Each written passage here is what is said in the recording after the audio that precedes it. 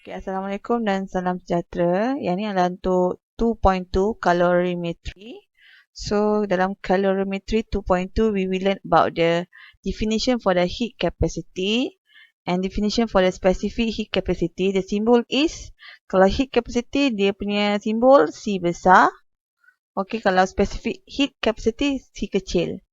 Alright, so we have two types of calorimetry, iaitu satu ialah constant pressure calorimetry. As example, we use the simple calorimeter ataupun dalam nakmal kita akan panggil sebagai coffee cup calorimeter. This one we will use in experiment 2. Second type of the calorimetry device is constant volume calorimetry. Okay, such as, sebagai contoh kita ada bomb calorimeter. Okay, nanti kita tengoklah apa beza antara dua alat ni. Yang dua ni adalah device to measure the change in enthalpy for the reaction. Okay. Okay, next kita tengok calorimetry. Okay, C is defined as the amount of heat required to raise the temperature of a given quantity of substance by 1 Kelvin or 1 degree Celsius. So, berapakah quantity of heat required to increase by 1 Kelvin for each substance? So, the formula for the C is equal to the MC. C besar sama dengan MC kecil. Okay, di mana M refer to the mass. Okay. C besar pula equals to the Q equals to Q divided by delta T. Okay. So, we substitute the MC to this formula. Kita akan dapat Q equals to MC delta T. C sama dengan Q sama dengan C delta T. Sebenarnya ni adalah kita punya derivation of the formula lah sebenarnya. Okay. Kalau tak faham, ni dia tunjukkan sebenarnya Q sama dengan C delta T. Okay, di C besar ni refer to the MC kecil, iaitu dapat Q sama dengan MC delta T. So, kalau yang C kecil ni kita panggil dia specific heat capacity. Yang C besar ni adalah kita punya heat capacity. Boleh? And then Q here refer to the heat of reaction. Delta T refer to the change in temperature, di mana T final tolak T initial. Boleh? M refer to the mass. C kecil specific heat capacity adalah constant value. Constant value. Okay. Okay, specific heat capacity refer to the amount of heat required to raise the temperature of 1 gram of a substance by 1 Kelvin. That's why lah C kecil awak relate dengan mass. Betul tak? Tu dapatlah Q equals to MC delta T. Sebenarnya kita boleh relate kan C kecil dengan C besar ni apakah persamaan C dengan C besar? C besar sama dengan mass darab C kecil. Boleh? C besar refer to the heat capacity sama dengan mass of the substance multiple by the specific heat capacity of the substance. And then kita boleh relate dengan Q equals to heat capacity multiple by change in temperature. Or we can use Q equals to, kita substitute C besar iaitu heat capacity by using the MC. MC delta T. Boleh? Itu derivation sahajalah. Okay, so calorimeter is referred to the device used to measure the heat release or heat absorbed by a physical or chemical process in chemical reaction. Okay. Two common types of calorimetry, iaitu yang pertama kita ada constant volume calorimeter dan juga constant pressure calorimeter. Kalau constant pressure ni kita panggil dia sebagai contoh kita ada bomb calorimeter. Kalau kita gunakan constant volume ni kita akan gunakan sebagai contoh coffee cup calorimeter. Okay. Seterusnya, okay, ni dalam nota awak. Heat is energy transferred between a system and its surrounding as a result of a difference in temperature. So, heat passes from a hot body to the colder body. Tu faham kan? Selalunya tenaga ni dipindahkan mesti melalui hot body kepada colder body. Mesti sistem yang panas akan membebaskan haba kepada sistem yang sejuk, di mana akan ada proses heat release from the hot body dan juga heat absorbed by the cold body. Ni bukannya kita tahu, ni bukannya biasanya memang kita tahu. Hot body akan membebaskan haba, manakala cold body ataupun cold system akan menyerap haba. Okey, di sini kita akan tahulah Q release tambah dengan Q absorb. Heat yang dibebaskan, Q ni adalah heat Q refer to the heat. Okay, heat release tambah heat absorb sama dengan kosong. Kenapa? Because the Q absorb quantity is equals to negative Q release. Kenapa kita punya release of heat ada tanda dengan negatif? Sebab dia adalah exothermic reaction. Ni dalam topik 1 pun dah belajar dah. Dalam sem 1 pun tahu dah. Exothermic reaction refer kepada heat release during the reaction. So, tambah negatif depan ni lah. Okey. Sebagai contoh, tolong dulu. The equation for the calculating the heat change is given by Q equals to MC delta T or Q equals to C delta T. Kenapa? Sebab MC equals to C besar. C besar ni heat capacity. Okey. M refer to the mass. C kecil refer pada specific heat capacity. Okay, so C kecil dan C besar tu benda yang berbeza jangan samakan pula. Okay, so kita tahu sendirilah. So unit untuk specific heat capacity adalah joule per gram per degree Celsius. Untuk heat capacity unit dia adalah joule per degree Celsius. Mass unit gram. Q adalah heat release by substance, the unit is joule, and temperature change can be in Kelvin or in degree Celsius. Boleh? Kalau kita punya temperature recorded in Kelvin, so maksudnya kita punya unit for the specific heat capacity is joule per gram per Kelvin. Okay, sama juga untuk awak punya heat capacity lah. Kalau guna degree Celsius, joule per degree Celsius, or the unit is joule per Kelvin if the temperature change recorded in Kelvin unit. Okay, so soalan ni tengok kita tengok soalan satu ni. Okay, dia bagi a metal with the mass 50 gram is heated to 100 degrees Celsius. So the temperature initially of metal is 100 degrees Celsius. And plunk into 100 gram of water. So kita ada second condition which is water. Water, the temperature is 24 degrees Celsius. And then what happened between these two components? This metal is plunked into the water. Apa maksud plunk into? Maksud kita masuk dalam bekas tu. Ni air. So kita masukkan metal tersebut dalam air. So kena faham metal hot body. So it will release the heat. While water is the cold body, cold system. So it will absorb the heat. And then the question asks to calculate the temperature. No. Dia kata calculate the temperature. The temperature of the resulting mixture is 28 degrees Celsius. So this one is the T final. Okay. T initial for the metal 100 degrees Celsius. Okay.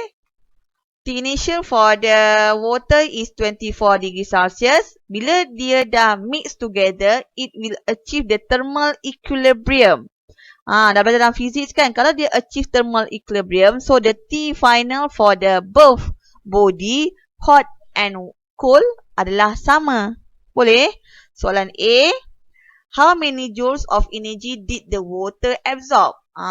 So memang faham lah kan kenapa water absorb the heat. Why water absorb the energy? Because water is the cold body. Cold system. So how to calculate? By using the formula.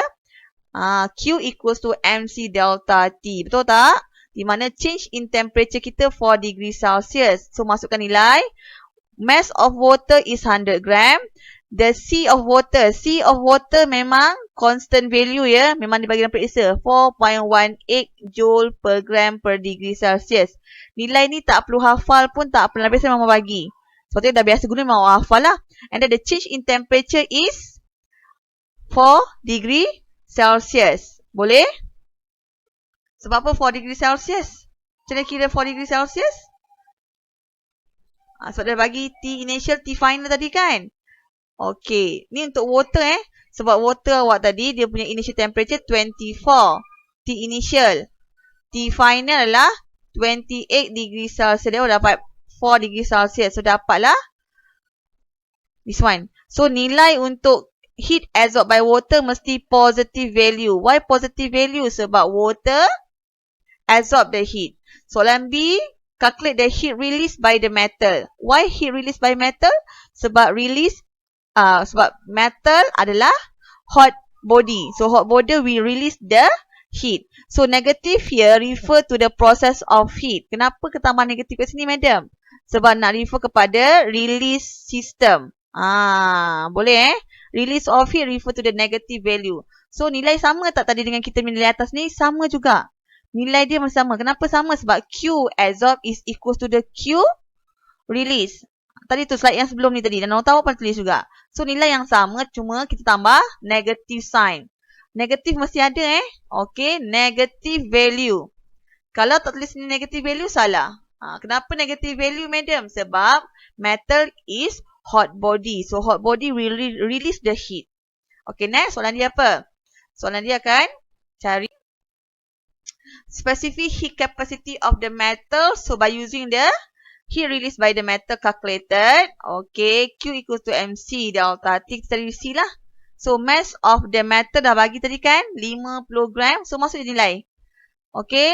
Negative 1672 divided by 70 gram.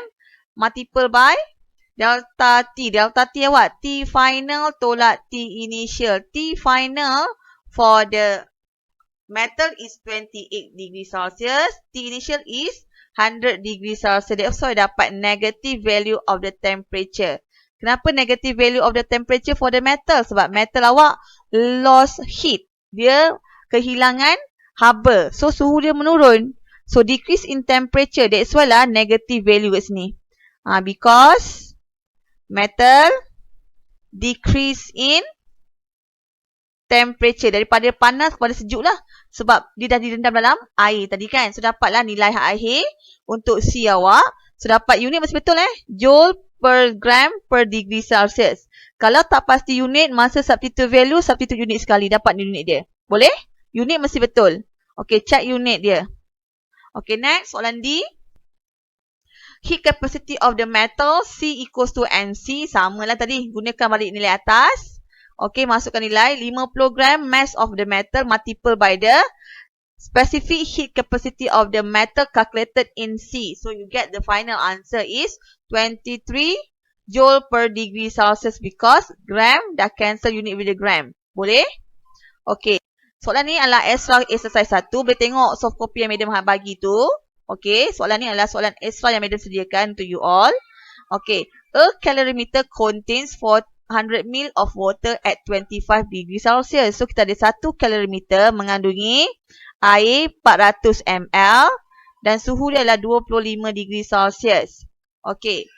If 6 ml of water at 60 degree is added to it. Kita ada satu lagi container. Container ni mengandungi 600 ml air di mana suhunya adalah 60 degree Celsius. Is added to the cold water. Kita ada hot water 60 degree Celsius bercampur dengan cold water. So, dia suruh awak determine the final temperature of the water. Agak-agak awak. Macam mana nak kira ni? Tak boleh tambah 2 bahagi 2 tau. 25 tambah 60 bahagi 2. Tu salah konsep fizik tu. So, temperature dia kita kena gunakan heat release dan heat absorb konsep which is yang penting hot water will release the heat while the cold water will absorb the heat. Gunakan balik heat release by hot water is equals to the heat absorbed by the cold water. Kat sini. Tulis yang ni. Satu markah tulis yang tu. Boleh? Heat released by hot water is equals to the heat absorbed by the cold water. Next, kita gunakan formula. Negative MC delta T. MC delta T macam mana saya dapat ni? Daripada Q awak lah. Di mana Q is equals to MC delta T. Betul? Saya terus masukkan dia. M, MW awak. C, CW. Delta T, TW. W stand for water. Sama jugalah kat sini. Mass of water, C water, delta T water. Cuma untuk unit dia dekat sini. Okay. Unit negatif kat sini sebab dia adalah heat released by the hot water. Boleh? Heat released by the hot water. So dia ada negative sign kat sini lah. Manakala untuk awak punya cold water absorb the heat. So the value is positive. So masukkan nilai. So negative mass of hot water dia salah masuk 600 gram darab 4.18 darab. Okay, delta T maksudnya T final tolak. T initial is 60 degree Celsius. T final nak cari. Sama dengan cold water awak mestilah positive value of heat sebab dia absorb heat. Mass of water is 400 multiple by 4.18 multiple by T final kita nak cari. T final for the both water are same. Sebab dia dalam satu sistem yang sama. Takkanlah dah campur dua, suhu berbeza pula, betul? Tolak dengan 25 degree Celsius. So kita kembangkan. Kita cari nilai dia berapa kat sini. Okey. Tekan ke kereta awak, kita kembangkan. Lepas tu factorizekan balik. So dapat negative 2508 T final tolak dengan tambah dengan 150 480. Ni tak tahu kan? Ni masa form tu dah belajar dah. Saya kembangkan belah kiri. Sama dengan, okey, kembangkan belah kanan. 400 darab 418 darab TF dapat berapa? Dapat 1672 TF. Boleh? Tambah jumpa tolak, dapat tolak lah. Tolak dengan 4180. Okey. So kita kira bawa TF ke belah kiri dapat negatif 4178 TF. Sama dengan, okey, negatif 4180 jumpa dengan negatif. Positif bawa sana jadi negatif lah kan. Dapat berapa nilai dia? Dapat negatif 1086. Sorry. Salah tekan pula. Tekan balik semula, tekan nilai balik semula. Negatif 192280. Betul? So, dapatkan T final yang terakhir. Cuba tekan kereta awak. Dapat berapa? Dapat negatif. Jumpa negatif kat sini. Dapat nilai T final mesti positif. Mana boleh T final awak negatif pula. Change in temperature yang boleh jadi negatif. Boleh. So, depan akhir dapat 46.02 degree Celsius. Okay. Ini adalah konsep untuk heat release must equals to the heat absorb. Because kita consider our system is the closed system. Ni macam awak belajar physics. Okay. So, yang penting tahu hot body mesti akan release heat. The value is negative. While the cold body, cold system akan absorb the heat. Okay. So, the value of heat must be positive value. Okay. That's all for the first part in the calorimeter. Thank you.